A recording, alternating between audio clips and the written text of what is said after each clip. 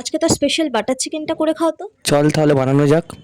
প্রথমে লেবুর রস দিয়ে ম্যারিনেট করে রাখা মাংসের মধ্যে নুন, লঙ্কা গুঁড়ো, হলুদ গুঁড়ো, জিরে গুঁড়ো ও টক দই ও আদা রসুনের পেস্ট দিয়ে কিছুক্ষণের জন্য ম্যারিনেট করে দিতে হবে। ততক্ষণে আমি টমেটো ও পেঁয়াজ কেটে নেব এবং তার সঙ্গে কিছু চেরা কাঁচা লঙ্কা রাখবো। এখানে আমি 500 মাংসের জন্য 2টো টমেটো আর পেঁয়াজ ব্যবহার করেছি। আপনারা আপনাদের স্বাদ মতো ব্যবহার করতে পারেন। এরপর প্যানে সাদা তেল দিয়ে তাতে তেজপাতা, গরম মশলা, কাশ্মীরি গোটা লঙ্কা ও পেঁয়াজ দিয়ে কিছুক্ষণ নেড়ে নেব। তারপর পেঁয়াজটিতে হালকা ভাজা হলে নুন, টমেটো কুচি, কাঁচা লঙ্কা ও কাজু বাদাম দিয়ে নেড়ে চেড়ে ঠান্ডা করে রেখে দেব।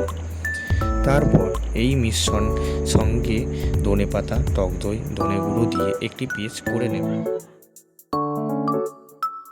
এরপর প্যানে সাদা তেল বাটার দিয়ে মাংসটা ভালো করে ভেজে তুলে নেব।